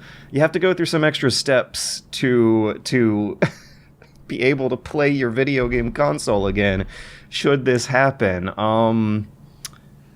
What could be said about Anthem that hasn't already been said now? The game is a mess, which is a shame. My only experience with Anthem has come from a coworker of mine sitting behind me playing Anthem, and I turned around to watch him play because I was intrigued to see how it looked, because from videos it looks like a very beautiful game. And I sat and I stared, and the loading screen I timed after I got bored was 1 minute and 39 seconds. At least that's better than never being able to turn your console on and get... How? I'm just amazed. How does that happen? Yeah, I know. I honestly, like, this game... Like, people say, oh, this game's been rushed, like, all the time. But this game has truly been rushed. And I cannot feel anything but sympathy for BioWare, because what can they do? Like, what can they do? It's all EA deciding deadlines, and them, BioWare, doing their absolute best to deal with that. But it's just a mess. So it turns out... It's just a mess. The way you get your console back is you literally pull the plug out of the wall and plug it back in. That's the workaround here. And I have a very interesting question for you about this story. Okay. That we might... I'm wondering how well this is going to go. Do you think players who suffer from this bug deserve a refund? No. Go on. Same as if you download a piece of software and it blue screens your PC. Are you gonna get a refund on that? You know, I believed that people deserved a refund when I was under the impression that it bricked their consoles. Knowing that you can plug it back in to get it back makes it better, but I would be really mad if a company released a game with a bug in it that basically damaged the user's property and did not... How common is this bug, though? Let's see. Is this one or two cases? It's not one or two cases. There's big, long threads of Reddit of people who are having it. I can't imagine it's the majority of users at all. Well, okay, so from a testing point of view, you can only ever do so much. So if truly, internally, there was never this was mentioned, or this ever came up in their testing, I fully understand, because people don't realize that when you release a game, your testing pool goes from like 1% to like 100%. Mm-hmm. You go from having 100 testers, which I imagine is what like BioWare has, which is a huge testing team, to then like that to the nth degree bigger. So the pool for like issues will come thick and fast for stuff you never expected. And truly depending on like people's voltages, because this is tested predominantly in America on PS4s with a certain voltage in a certain state. You have people all across the world with different issues, that this kind of thing can then crop up that you just never expected. And it's the worst of the worst, because this is not something that is going to be not going to be swept under the carpet. So fucking weird. But the other thing is, when you ship games, you have to go through cert or submission, which means you have to submit your game to Sony or Microsoft, and then they do their own week-long internal testing. And this kind of problem would have never have passed. If this was found by like a Sony cert tester, it would have immediately got back to BioWare, and they would have been like, you have to fix this game before you can release it. So the fact is, this is probably... Maybe somebody has found this at BioWare, but this got through Sony's testing. So this isn't that common an issue. So with that kind of thing, it's really hard to be like, well, what the fuck? Like, we didn't expect this to happen. Shit, now it's happening. What do we do? So that it's a little difficult. I'm reading through the Reddit thread. There are tens of instances of people reporting this happens. It seems like it only happens on the PlayStation 4, and the fix is so fucking weird. It's either... Some people are saying they got to plug their power in and out of the wall to get their consoles back. Others are saying you plug a controller in or out of the console to get it back. It almost sounds like the bug is like causing your console's car batteries to run out and you got to give it a jump. How... It sounds physical. This sounds like something breaking out of the realm of software into the physical, mundane realm. No, I'm reading about it now. So it's to do with... So this is This is an insight into how testing video games works, because there are numerous factors that can affect whatever the fuck happens.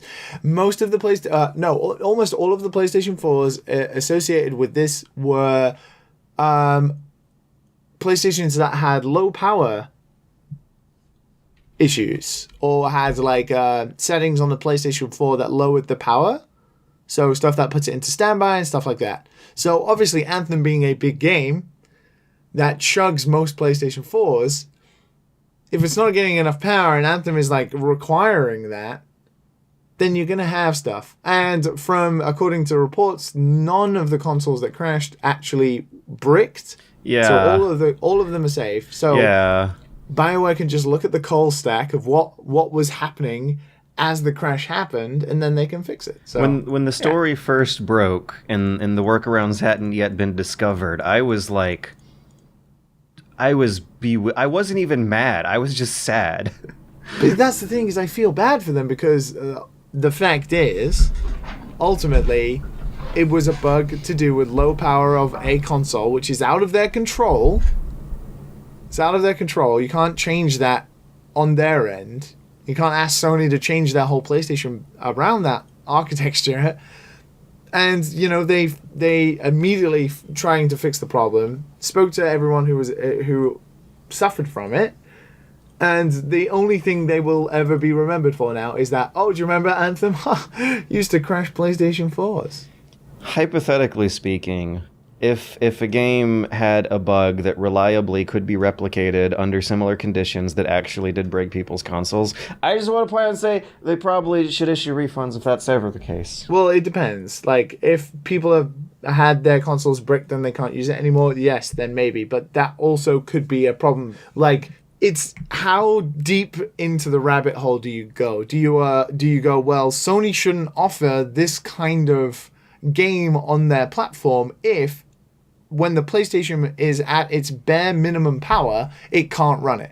Because that's a Sony problem, not a BioWare problem. Are you sure they couldn't have? Yeah, No, but I don't understand why they couldn't have caught this during their own internal testing and implemented a fix. Because you can't test for everything, George. Okay, I remember honestly, when the Ubisoft PS4 version of Tetris came out, and it had a game-breaking bug that occurred if the player had a friend list that was something like over 130 places. Like, I know that there are extreme cases that are outliers. Having someone's PlayStation go have power settings that are fairly laid out shallow. Or low power voltage. This is the thing. They tested it in Edmonton. Like, people do, for the majority, when they test games, they test it with like lag switches and power switches and stuff like that. Like, this gets tested, but even with this, it sounds like 7 people it was a low power associated thing. But Sony have their own standards. If Sony said this is fine, then that's a Sony mistake, not a BioWare mistake. Why not both? Because it comes down to the hardware that the game was running on. Per que no los dos. It's tough.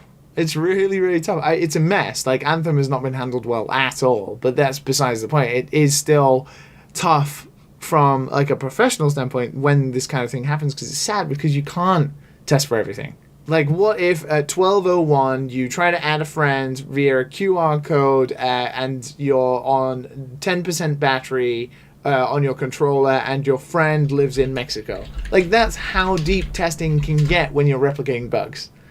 It's so on the off chance that things can happen that it is sad, because a lot of this stuff, and hopefully like A crash bugs, which is what this is an A crash bug, hopefully you've got like most of them under control before a game goes out.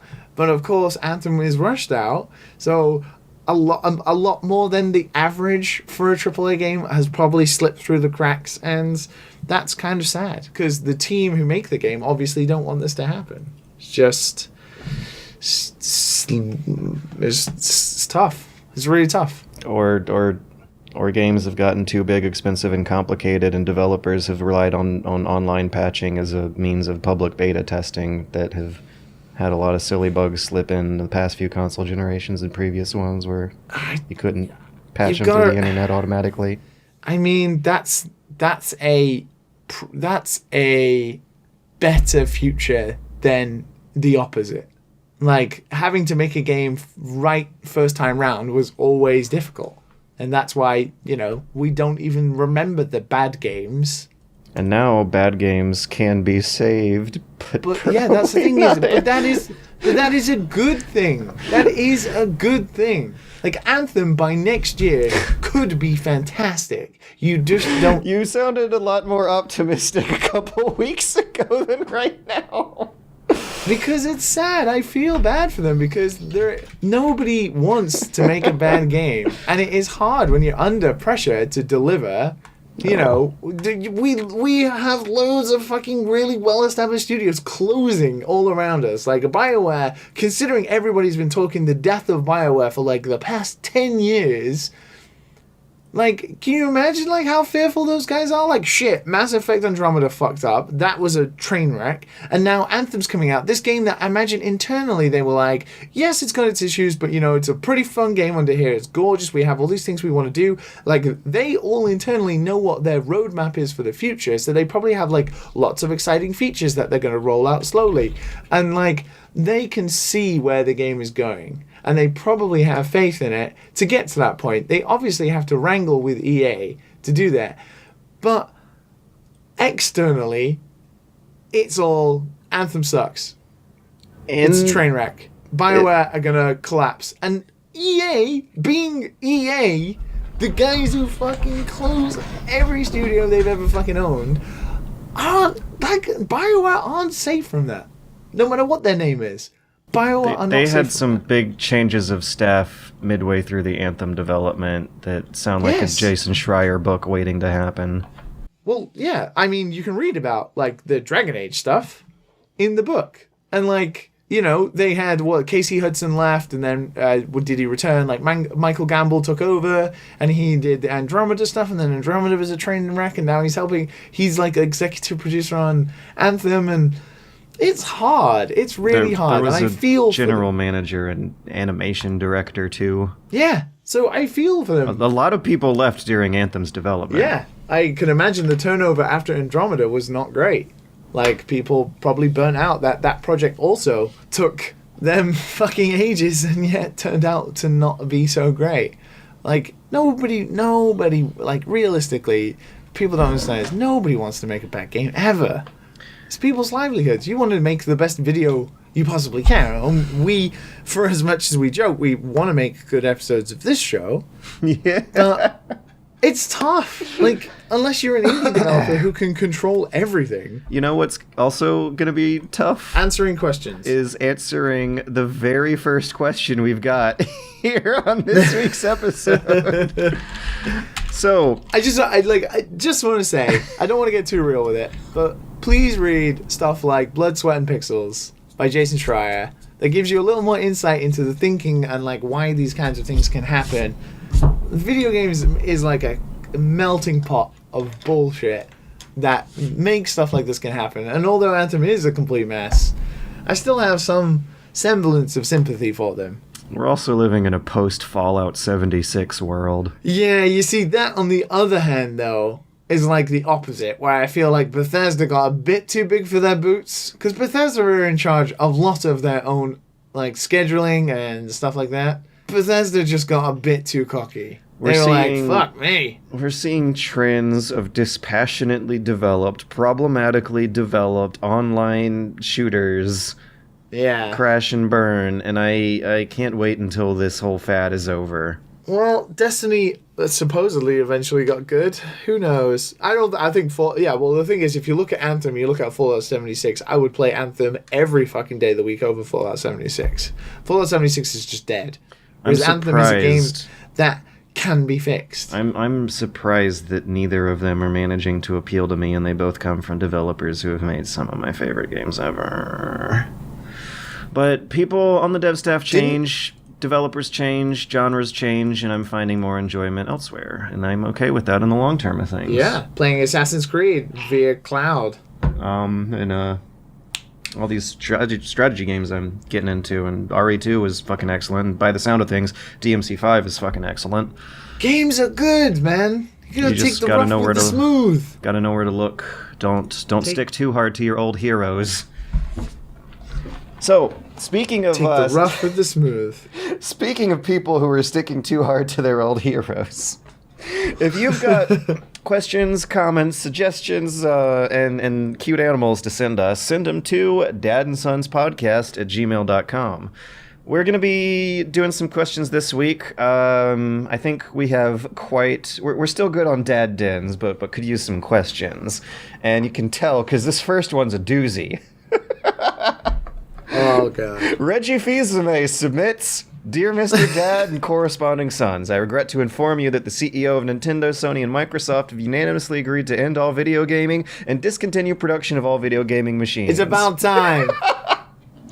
The industry has fully realized what a mistake it was. Moreover, all current video game machines will be legally recalled and disassembled for their parts. However, there's one silver lining. Your job is to choose 10 games that you feel best represents the medium as a whole, since its inception to what it has become today for the sake of historical preservation. What 10 games do we choose in a matter of seconds, if not minutes, right now? Is this 10 in the sum total of you and me? Or is this 10 each? Let's do 10. You know what? Let's do it. Let's do 10 each. I could probably only do 10. I got my notepad 10. out. Oh, God, you got a notepad. Oh, yeah. I'm tapping away. Here we go. You can't type. Everybody will be annoyed at you. Yeah, but this is a case where it's, like, appropriate.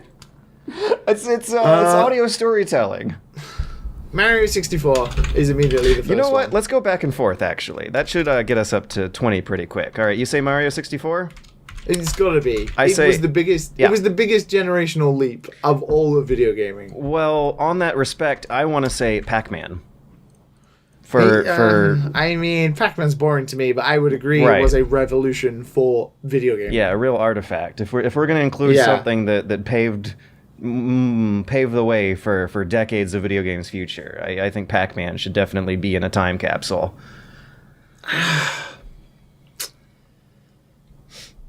Best represents the medium as a whole. I feel like we have to go with a broad spectrum of things that represent what video games can be. I'm still tacking away. Oh yeah. That's a good one. You've got to have Ocarina of Time in there. You knew it. That was going to be my next suggestion too after Mario 64. It wouldn't be my choice. Like that is the game as to why I'm here today, but like it working in Japan in video games, but it's not the Zelda I would want to play now. But representative. But it's representative of an industry change. Like that changed action adventure games forever. And I have a little bit of a controversial choice for a couple generations earlier. After Pac-Man and before Mario 64, we have a lineup of classic Mario side-scrollers. Of them, I would pick Super Mario Bros. 3. No, it'd be Super Mario World. Yeah, I knew it. I knew there would be controversy. I'm a firebrand personality. Because 3 is experimental Mario. 3 is experimental Mario, whereas Super Mario World is like Super Mario Bros, but way fucking better. So I'm gonna list that one. I'm gonna put both down because we both gave our answers. And let's see. You just did. Okay, so my next one is up. I have to say, yeah. Counter-Strike. I was going to suggest Counter-Strike too. Okay, but I got another one that I feel might. Yeah. There has to be something that represents multiplayer, but multiplayer in its two facets: online and also local. So I want to lean towards saying Smash Brothers for couch co-op. Which one? But probably. Well, Ultimate, I guess, because it's just the better one. Okay. I guess Melee would be the most appropriate for local co-op. I absolutely. But whoa. I'm excited. I love this one.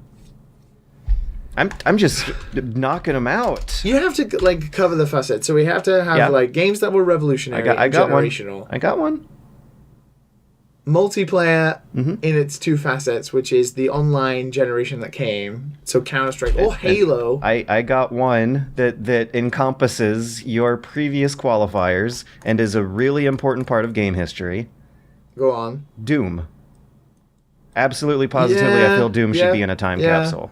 Get rid of Counter-Strike. Let's put Doom in. Oh, shit. Okay, because we got 20 now if there's 10 for each. So there's room. There's room in that time capsule. There's shoulder space. I'm just thinking about how you'd break it down. Like, generational games like Mario 64 and Pac-Man, which changed the games industry. Then you'd have single player, multiplayer in its two facets, games that showed what video games could be, not like the whole video games are art kind of thing, but what video games can be, like pushing the different boundaries of where video games can go.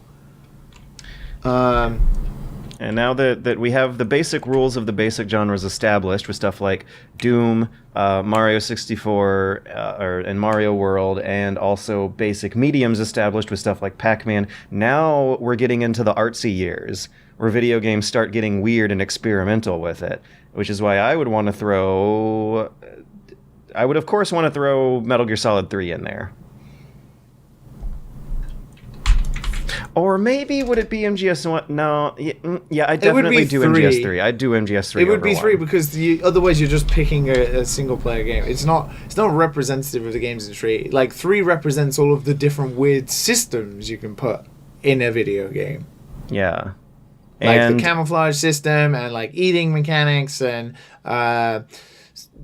transitioning from like different parts of a jungle. Like that represents like what you can do when you really push video games. And it I would also argue that hints 5 is more appropriate. It hints at the emotional power an interactive story can give the audience. I mean, to us as fans of that game, but you can't assume that's like for everybody.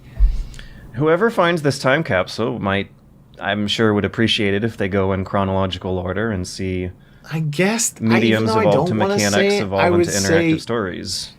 Well, I would say The Last of Us has to be in there then, because... Okay. I would not agree with that one, but there's 20 games. We have room. No, if we're talking about narrative storytelling, well, can you think of a game that... this is not a competition of how good it is, because I don't think The Last of Us is that great. Me neither. But in terms of like how it was presented and delivered... I would sooner put Deus Ex in a time capsule than Last of Us. And I'm gonna put that on my list, Deus Ex. But why though? What is it that is demonstrating a leap from mechanical competition to world simulation, immersive sims? It's the it feels like it's a reification of ideas that really blocky, chunky 90s simulators were hinting at. No, but there are so many different genres. We can't just be like, well, we have to have one game that represents immersive sims. We have to have one game that has action and adventure. It's like we have to go to the very broad spectrum of what video gaming is. Single player, which is fine because we have 9 more choices to throw in here. I wouldn't put Deus Ex in there. I wouldn't put it down to genre specific. Wouldn't be like, oh, we have to have the best sports game, the best walking simulator game. It has to be like the broad spectrum. What's your next choice then? I don't know. I'm just trying to think. You have a lot more of a harder time with this one than I am. Because I don't think there are many games that can represent a whole... Like, there is not that many games that have come out that can represent a whole shift. Which is why you have room for 10 times 2 makes 20. How many have we got so far? 11. What are the 11? Read them to me again. Let me put them in order. Just read them out to me. All right. Pac-Man, Super Mario 3, Super Mario World, Doom, Mario 64, a lot of Mario, Ocarina of Time, Deus Ex, Smash Ultimate, MGS3, The Last of Us, and my next choice, Shadow of the Colossus, which I'll have to put between MGS3 and The Last of Us. Yeah, so Shadow of the Colossus and The Last of Us are like the dualities of storytelling in video games. Also, why do we have Mario 3 and Mario World? We don't need both of them. Because Mario 3 is my choice, Mario World's your choice, and we both have our own time capsules. Oh, okay. Okay. It's been a while since you've suggested one. Why'd you get Shadow of the Colossus and I get The Last of Us? I don't want that. Wait, but because Last of Us was your suggestion. But I'm thinking about, like, future humanity. I'm not thinking about me. I'm thinking about what represents the video game industry in its different facets. Well, like, the Shadow of the Colossus and The Last of Us are two very good examples of two ways video games tell stories. Ooh, I have a good one. I have something that already feels like a historical artifact of a time that will never come back again. Go on. Resident Evil Remake. I don't know why you have such a hard time with this. Because I mean, they're great games. Like, I'm putting in games that I don't particularly like, but they represent a facet of video game. What does Resident Evil represent as a facet of the video games industry? Cinematic language wrestling with the player's control because of an intentional attempt at capturing an emotional experience. I think you're just like putting some highfalutin words on top of what. No, when I'm looking at the whole list, I'm seeing like a clear evolution of like basic competitive arcadey shit to something more deeply meaningful and personal and yeah, but then we need to go back the human. other end, and then we have to say something like Fortnite has to be in there because we have to go through the shifts of the industry. Then I guess sure. Like, no, if that's Fortnite not on my list. Don't you put that on my list? You don't get more choices than me if I have to put The Last of Us and Fortnite on my list. No. I'm not taking The Last of Us out. You don't get to have Shadow of the Colossus and Resident Evil Remake, and I get lumped with dealing with what the actual industry looks like. You're just like, I'll just choose MGS3 and Resident Evil, two games I really love. Yep. Let's see. Gotta think of another one. That's not how it works. Well, my time capsule's gonna work that way. But it best represents the medium. Yeah, I feel I would like argue that MGS3 and Resident Evil do the same thing. No. Like, if one's trying to emulate action movies and the other's trying to emulate horror movies, those are two very distinct genres of two very But they're both trying to emulate a experiences. cinematic experience via gameplay and the way the director has controlled aspects of the game to give you like a pseudo cinematic experience. And that's shit that could not happen in the age of Mario World and Pac-Man. So both of them are doing the same thing. No? They are in how they represent the industry. Okay, not in terms of like what they are doing. My time capsule is good. My time capsule is fine. It has been so long since you've given another one. But you're only representing like two things. Oh my god, Liam, suggest a game. Think outside the box. More. Outside the box, Joe. You Journey, wanted then. to do 10. I would, yeah, well... I've suggested 3 in the time it's taken for you to argue about the very nature of the question. You just suggested 2 of your favorite games of all time. Yeah? It doesn't count. Yeah, no, I'm fine, it's stick my into time the breach cap. in there. Have it done. What's that? No, I know, it's not going in. Even Oh my god, okay, are we... Should I just fill out the rest of them? You wanted to do that. Who sent us this question? Oh, it was Reggie Fils-Aimé. Yeah, thanks, Reggie Fils-Aimé. Fuck you, Reggie. I should clarify it wasn't actually Reggie Fils-Aimé, just a fan writing. Can you imagine if it was? I would love having this conversation with Reggie Fils-Aimé. Halo. I guess Halo's got to be in there. All right. I'm down. I'll throw Halo in there. But that does the same thing that Smash does. Oh my god. All right, you just put down Halo, and in the time it took for you to decide on Halo, I put down Deus Ex, Resident Evil Remake, and Shadow of the Colossus. Is it my turn or your turn? I don't even know anymore. I can't believe you're taking Deus Ex, MGS3, and Resident Evil Remake. You're just picking George's top 10 games. Hell yeah. It's going to be a great time capsule. It's not the question. Future humans are going to have so much fun playing through my time capsule. Future humans are going to be like, who was this analytical, erratic human being who chose all these games? I have a choice, a suggestion. This is a game I'm not even into, but I feel represents an important era that will come and go. Finally! A sensible suggestion, then. League of Legends? Yes! That's exactly the kind of thing that represents the video game industry right now. Yes, you're right. I would put that in there instead of Fortnite just because of personal preference. All right, we got 5 more, Liam. There you go. Now you're thinking with your brain. Oh my god. Okay, that was a little. Anyways, Liam, I just put down League of Legends. What are you gonna put down? Pokemon? Which one? I guess it's got to be blue or red or yellow or Okie dokie. green. You got it. Even though they're not the best. Oh, Tetris. I vote Tetris. Yes. Yes. Oh, yes. Fuck yes. Absolutely. Absolutely. Can't believe I didn't think of it earlier. No brainer. Yeah. Yeah. Well, how many left? 2? 1, 2,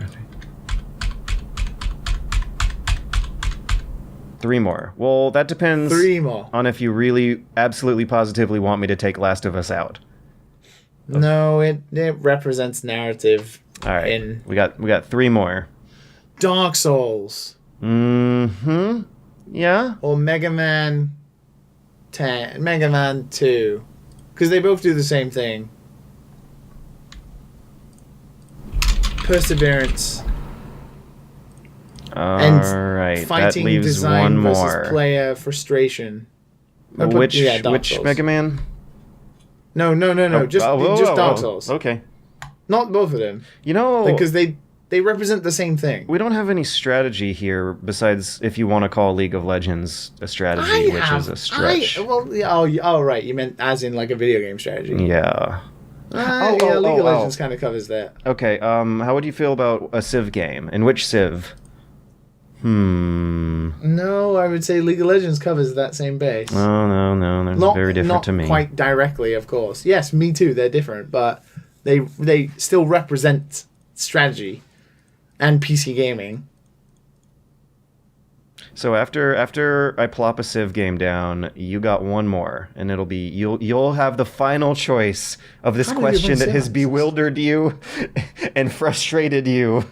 And it's a great question. It is a great question about what represents the video game industry. It isn't about favorites. It's about what represents the industry as a whole. Like our entire history as a culture of people. Exactly, which is great for Civ because that shows the like Western video game centric perspective of the entirety of human history.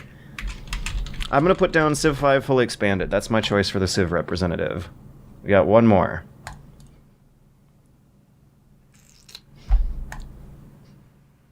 Spelunky. Ah, good. It represents the indie. Yes, it does. You could interchange that with Super Meat Boy, Celeste, or Braid, or anything, but something that represents the indie shift of the video game industry. Spelunky's probably also represents the rogue-like craze of the past decade as well. Spelunky has historical importance. So, you ready to hear our whole entire time capsule? Oh, shit list. Yeah, sure.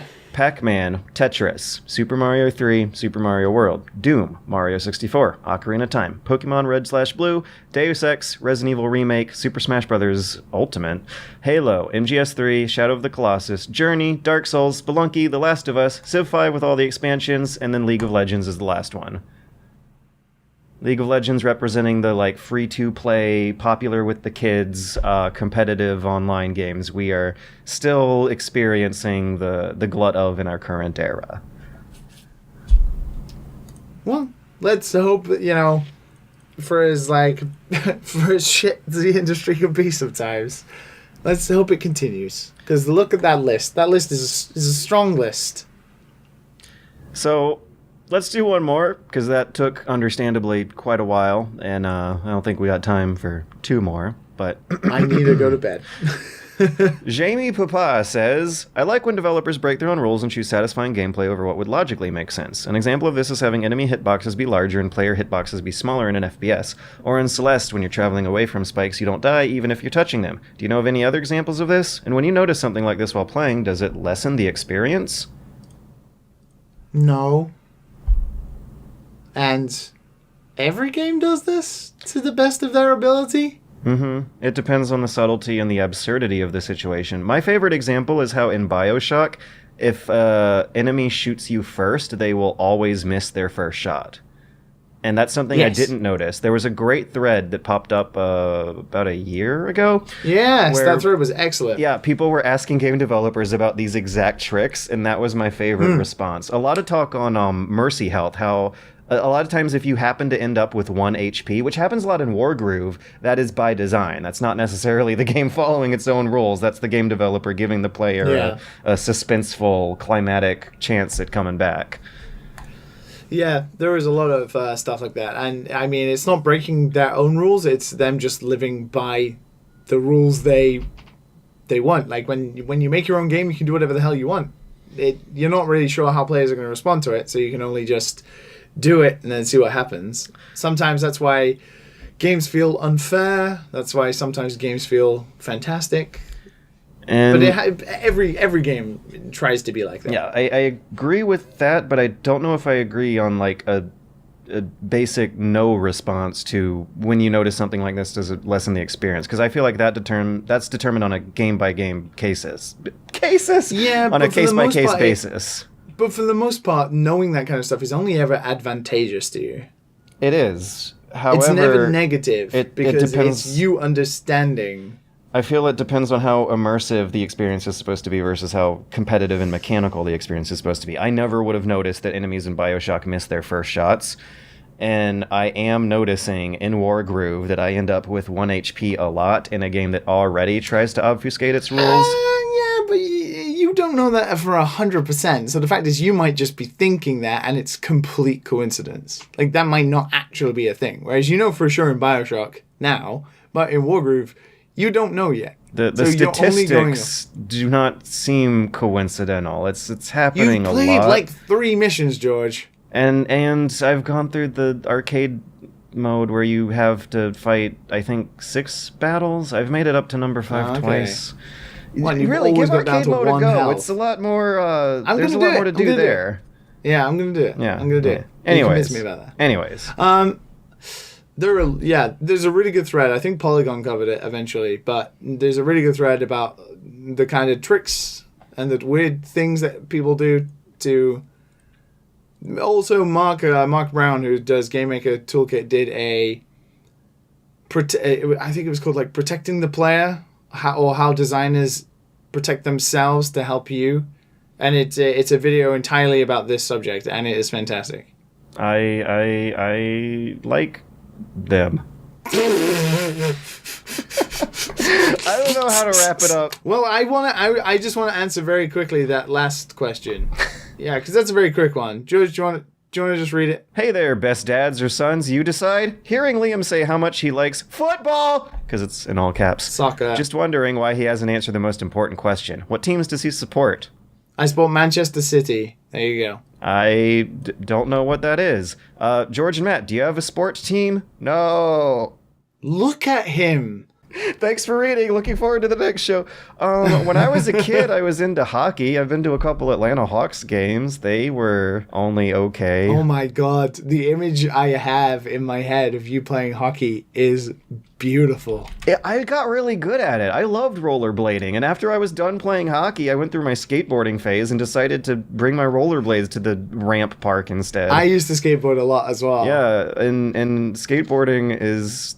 I guess it looks cool if you're an adult and know how to do it. If you're a kid, I just remember feeling dumb all the time when I was like standing on top of this board, unable to control it or move it versus walking, but with wheels. Yeah, if you couldn't do that, then no, well, that's kind of your own fault. Man, I wish rollerblades were still cool. Where did they go?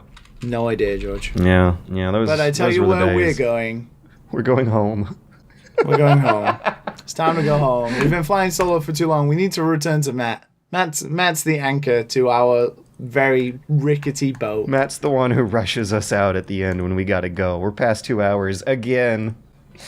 Thanks so much for listening to us. Rest in peace, Matt, wherever he may be. We'll have him back next week. Until then, send some questions to dadandsonspodcast@gmail.com. Don't lean too hard on the dad dins. We might actually be switching over to a new game show format to keep things fresh soon. Yeah. And we'll give you guys the updates as they come in. Don't forget the whys, and don't forget the da-da-da-da.